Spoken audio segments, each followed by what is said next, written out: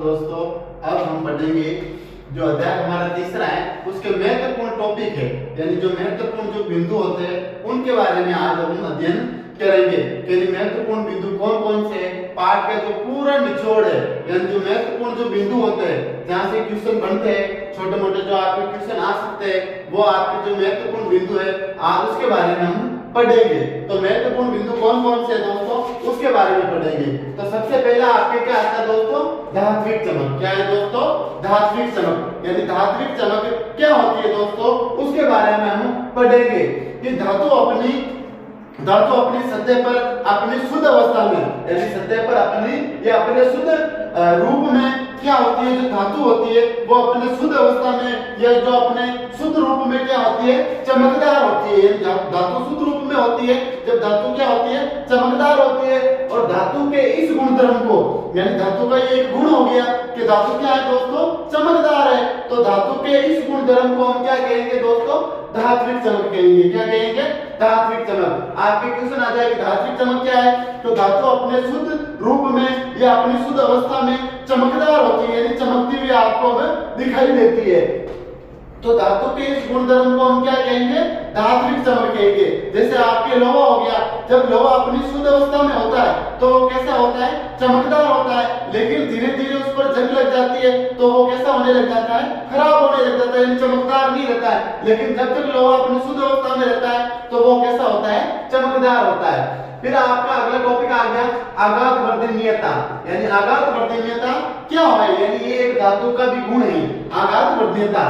तो धातुओं को पीट पीट कर पतली चादर के रूप में परिवर्तित किया जाता है। यानी जो धातु होती है, जैसे लोहा धातु हो गई, यानी फिर एल्यूमिनियम हो गई, फिर आपके कॉपर यानी तांबा हो गया, ये जो धातु है तो धातुओं को पीट पीट कर पतली चादर के रूप में परिवर्तित किया जाता है। यानी पीट पीट कर पतली चादर के रूप में परिवर्तित कर दिया जाता है। धातु के इस गुणधर्म को क्या, धातु के इस गुणधर्म को आघात वर्धनीयता कहा जाता है। यानी जो धातु का ये गुण होता है कि उन्हें पीट पीट कर पतली चादर के रूप में परिवर्तित कर दिया जाता है।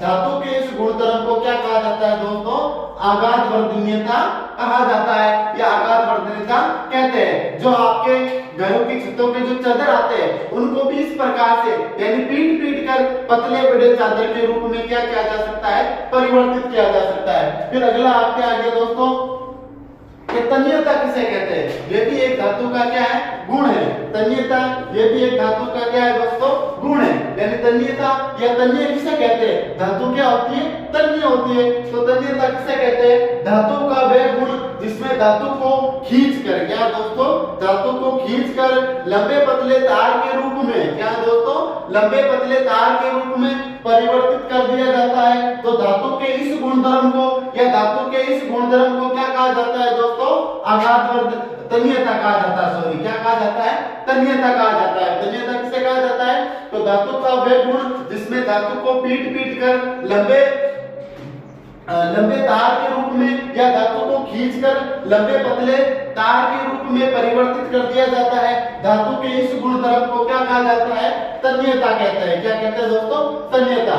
फिर आ गया अपर रूप किसे कहते हैं, क्या दोस्तों, अपर रूप किसे कहते हैं। तो अपर रूप किसे कहते हैं कि एक ही तत्व के भिन्न भिन्न रूप, क्या है दोस्तों, एक ही तत्व के भिन्न भिन्न रूप जिनके गुणों में क्या होती है, भिन्नता होती है। यानी एक ही तत्व होता है लेकिन उनके भिन्न भिन्न रूप, यानी उनके रूप क्या होते हैं, अलग अलग होते हैं। उनके रूपों में क्या होती है, फिर जिनके गुणों में, यानी जिनके जो गुण होते हैं, यानी एक ही तत्व है लेकिन उसके जो रूप होंगे वो अलग अलग होंगे, उनके गुणों में भी क्या पाई जाएगी, भिन्नता पाई जाएगी। तो उन्हें क्या कहते हैं, अपर रूप कहते हैं। क्या कहते हैं दोस्तों, अपर रूप कहते हैं। कैसे, जैसे मान लो कि आपके ए धातु यानी ग्रेफाइट तथा हीरा ए धातु होते हुए भी, क्या है दोस्तों, ए धातु होते हुए भी जो हीरा और ग्रेफाइट ये दोनों कार्बन के क्या है, अपर रूप है। क्या है दोस्तों, अपर रूप है। अब इनमें अंतर किस प्रकार से, ग्रेफाइट में विद्युत का चालन हो जाता है। किसका हो जाता है, ग्रेफाइट में विद्युत का चालन हो जाता है। ये धातु होते हुए विद्युत का चालन करती है। फिर आपके जो हीरा है वो क्या है, विद्युत का चालन नहीं करता है। और प्रकृति में पाए जाने वाला सबसे कठोर प्राकृतिक क्या है भाई, पदार्थ है। लेकिन ये है तो दोनों कार्बन के रूप ही है, दोनों कार्बन के रूप है, फिर भी लेकिन उनके गुणों में क्या है, उनके तत्व भिन्न भिन्न हो गए, यानी ये दोनों भिन्न भिन्न रूप के हो गए। अब इनके जो गुण है उनमें भी क्या है भाई, भिन्नता है। ग्रेफाइट को हल्की चोट मारने से टूट जाएगा, लेकिन हीरा आसानी से क्या नहीं करेगा, टूटेगा नहीं दोस्तों। हीरा अत्यंत क्या होता है, चमकदार भी होता है, ग्रेफाइट भी चमकदार नहीं है। फिर अगला आपके आ गया सक्रियता श्रेणी। क्या है दोस्तों, कि सक्रियता श्रेणी क्या है?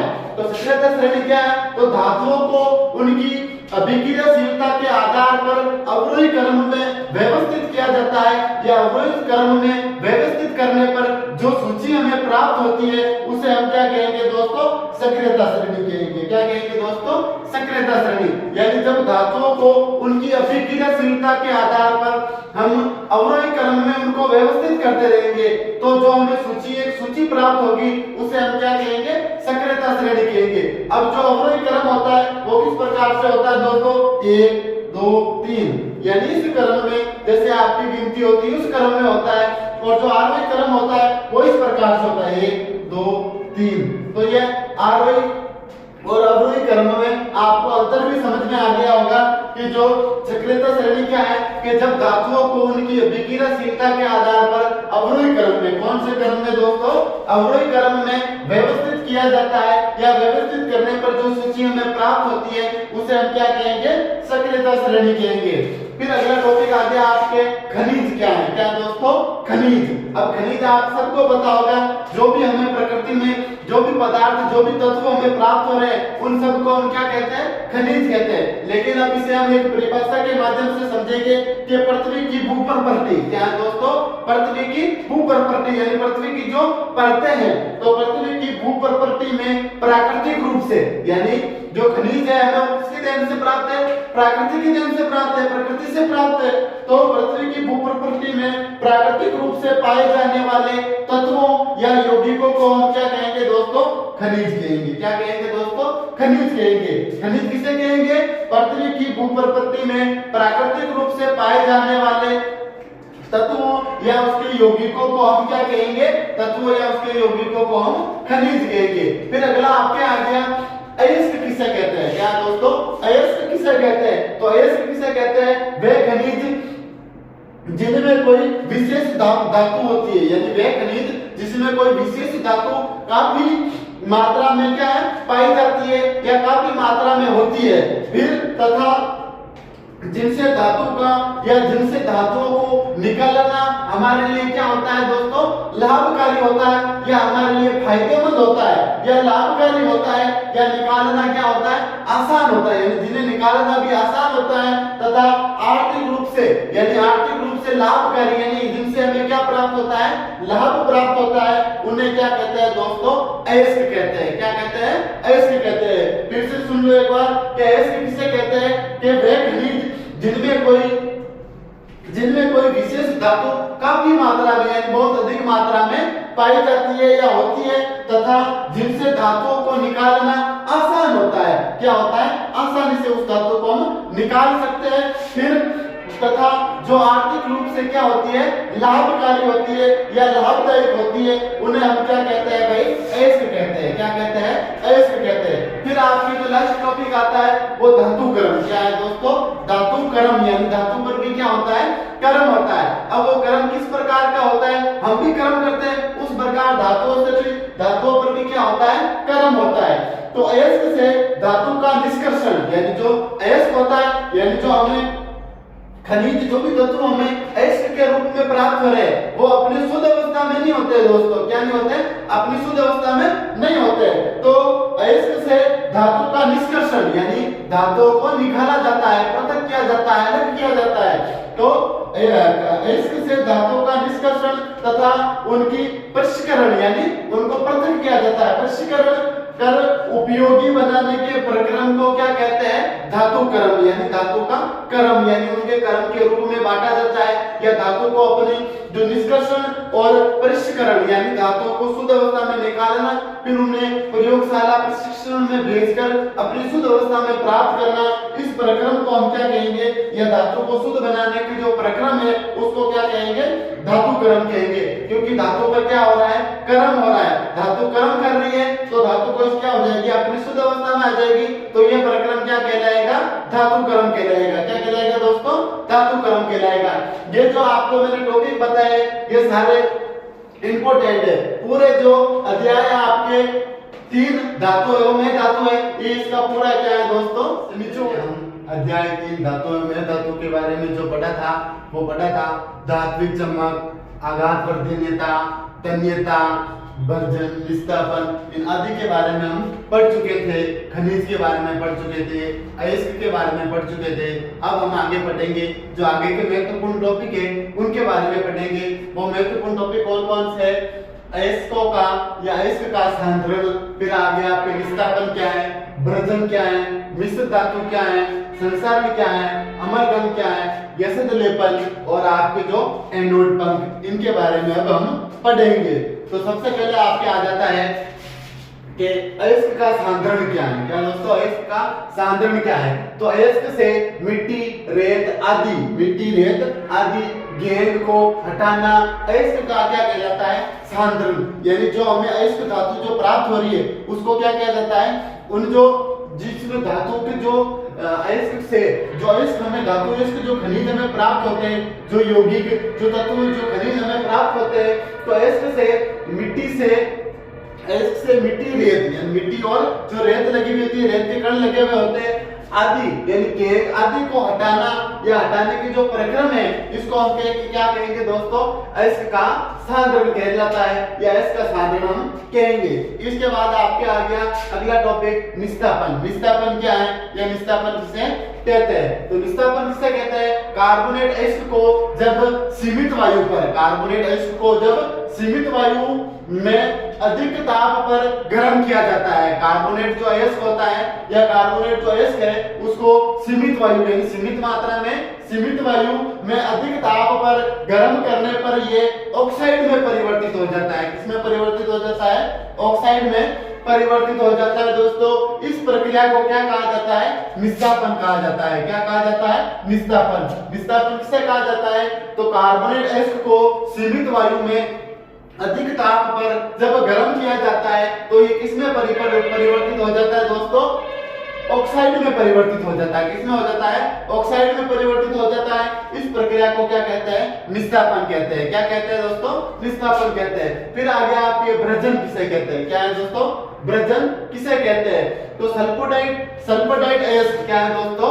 सल्फोडाइट अयस्क को वायु की उपस्थिति में, किसकी उपस्थिति में? वायु की उपस्थिति में अधिक ताप पर जब गर्म किया जाता है, क्या किया जाता है? गर्म किया जाता है तो ये ऑक्साइड में बदल जाता है। किसमें बदल जाता है? ऑक्साइड में बदल जाता है। इस प्रक्रिया को भी क्या कहा जाता है? निस्तापन कहा जाता है। अब आप इसमें से क्वेश्चन कैसे बन सकता है कि निस्तापन तथा वर्जन में अंतर लिखिए। यानी जो दो टॉपिक है वो उठा लेगा बोर्ड, 1 या 2 नंबर का उठा लेगा आपको और पूछ लेगा निस्तापन तथा वर्जन में आपको अंतर बताना है। तो आप क्या लिखोगे? एक तरफ लिखोगे निस्तापन, एक तरफ लिखोगे वर्जन लिखोगे। फिर आप निस्तापन में क्या लिखोगे कि कार्बोनेट अयस्क को जब सीमित वायु में, क्या है दोस्तों? कार्बोनेट अयस्क को जब सीमित वायु में अधिक ताप पर गर्म किया जाता है तो ये ऑक्साइड में परिवर्तित हो जाता है। इस प्रक्रिया को क्या कहा जाता है? निस्तापन कहा जाता है। और क्या लिखोगे निस्तापन में कि इसमें क्या है कि जो कार्बोनेट अयस्क होता है उसे सीमित वायु यानी कुछ सीमित वायु में अधिक दाब पर क्या करना होता है? गर्म करना होता है। फिर आप वर्जन में क्या लिखोगे कि सल्फोडाइट अयस्क को वायु की उपस्थिति में, किसकी उपस्थिति में? वायु की उपस्थिति में अधिक ताप पर गर्म करने पर ये ऑक्साइड में क्या हो जाता है? बदल जाता है। इस प्रक्रम को या इस प्रक्रिया को क्या कहा जाता है? वर्जन कहा जाता है। फिर लिखोगे कि वर्जन में वायु की उपस्थिति सामान्य या वायु की उपस्थिति कम से कम होती है, यानी वायु की उपस्थिति होना जरूरी है और इसे अधिक ताप पर जब गर्म किया जाएगा तो ऑक्साइड बने या ऑक्साइड में ये परिवर्तित हो जाएगा। फिर अगला आपके आ गया मिश्र धातु क्या है? क्या दोस्तों? मिश्र धातु क्या है? तो 2 या 2 से अधिक धातुओं, क्या है दोस्तों? 2 या 2 से अधिक धातुओं या एक धातु और एक क्या ले लेंगे हम? अधातु के सहमांगी मिश्रण को मिश्र धातु कहते हैं। क्या कहते हैं दोस्तों? सहमांगी मिश्रण को मिश्र धातु कहते हैं। जैसे आपके क्या आ गया? इस्पात, ये क्या है दोस्तों? मिश्र धातु है। क्या है दोस्तों? मिश्र धातु है। फिर आपके जस्ता मिश्र धातु में जस्ता की है, जस्ते की परत चढ़ाई जाती है। फिर आपके आ गया स्टील। स्टील भी क्या है दोस्तों, एक मिश्र धातु है, क्योंकि उसमें धातु के अन्य रूप को मिला दिया जाता है, मिश्र धातु का रूप बदल दिया जाता है, मिश्र धातु के रूप में परिवर्तित किया जाता है, जिससे क्या होता है कि उस धातु पर आसानी से क्या नहीं लगती है दोस्तों, जंग नहीं लगती है। तो वो क्या है, मिश्र धातु। यानी मिश्र धातु किसे कहेंगे, दो धातुओं का मिश्रण से बनी हुई, यानी दो या दो से अधिक धातुओं के मिश्रण से जो धातु बनती है उसे क्या कहा जाता है, मिश्र धातु कहा जाता है। तो दो या दो से अधिक धातुओं अथवा एक धातु और एक धातु के सहमांगी मिश्रण, कौन से दोस्तों, सहमांगी, यानी साथ मिले हुए मिश्रण, सहमांगी मिश्रण को मिश्र धातु कहते हैं। ये मिश्र धातु इस्पात, जस्ता, स्टील, अन्य प्रकार की जो धातुएं होती है उन पर जस्ते जिनकी परत से नहीं जाती है उसे क्या कहा जाता है, मिश्र धातु। फिर अगला आपके आगे संसारण क्या है दोस्तों, संसारण कि जब लंबे समय तक लोहा यानी जो लोहा आयरन है वो लंबे समय तक आर्द्र वायु नमी के संपर्क में क्या है, रहता है। जब लोहा आर्द्र वायु नमी और आदि के संपर्क में आता है तो उसी प्रकार आगे क्या है, उसी प्रकार धातुओं की सतह क्या होने लग जाती है, संसारित होने लग जाती है। आज के खिड़की दरवाजे जो भी होते हैं वो क्या होने लग जाते हैं, संसारित होने लग जाते हैं, अर्थात उन पर क्या लगने लग जाती है दोस्तों, जंग लगने लग जाती है।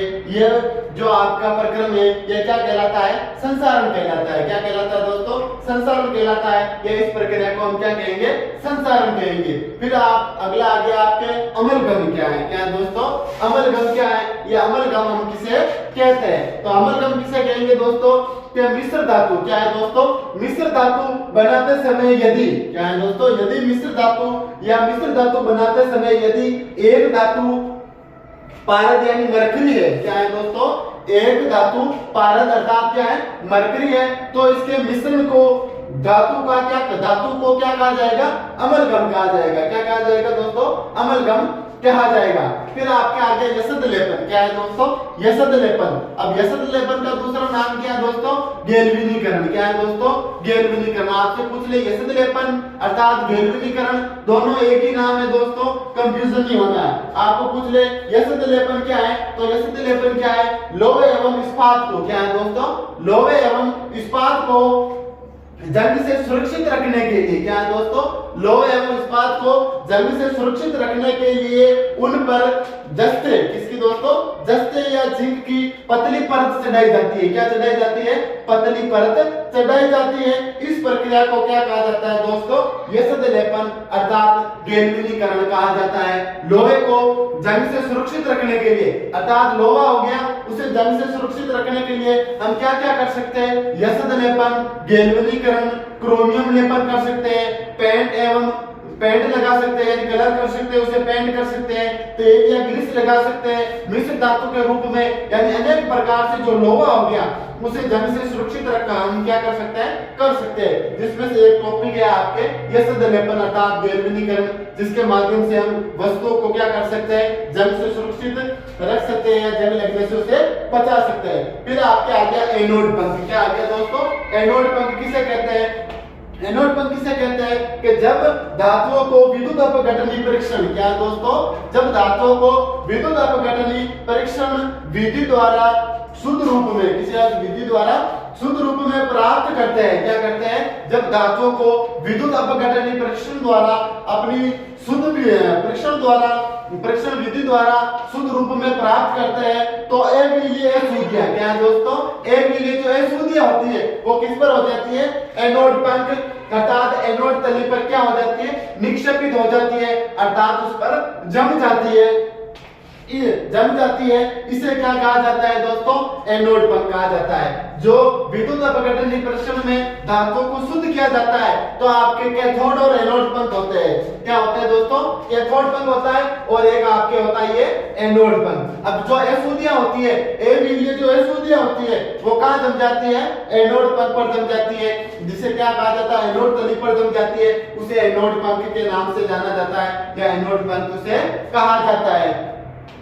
जो आपके लिए टॉपिक है, यानी इससे पहले भी मैंने आपको जो टॉपिक समझाया था, धात्विक चमक, आघात वर्तीयता, तन्यता, आदि के बारे में जो भी मैंने बताया था उससे, और ये टॉपिक होता है, ये पूरे जो अध्याय 3 है उसका निचोड़ है दोस्तों। उसके माध्यम से आप समझ सकते हो कि पूरा अध्याय का जो साधारण एक सरल भाषा में पूरा है जो आपको ये समझाया गया है कि किस प्रकार से धातुओं का परीक्षण किया जाता है, धातु को शुद्ध अवस्था के रूप में लाया जाता है, लोहे को जंग से सुरक्षित किस प्रकार से किया जाता है, लोहे को जंग से सुरक्षित रखने के लिए हम क्या क्या कर सकते हैं। तो क्या क्या कर सकते हैं दोस्तों कि लोहे को जंग से सुरक्षित रखने के लिए पहले तो उस पर हम तेल या ग्रीस लगा सकते हैं, फिर हो गया उस पर पेंट अर्थात कलर कर सकते हैं, दूसरा हो गया, तीसरा क्या है, क्रोमियम का लेपन कर सकते हैं, फिर चौथा आपके आ गया यशत लेपन और गैल्वेनीकरण कर सकते हैं, फिर पांचवा आ गया मिश्र धातु के रूप में भी हम उसे क्या कर सकते हैं, कर सकते हैं, यानी धातु का मिश्र धातु के रूप में बना के, जैसे स्टील भी है उस पर जंग नहीं लगती है,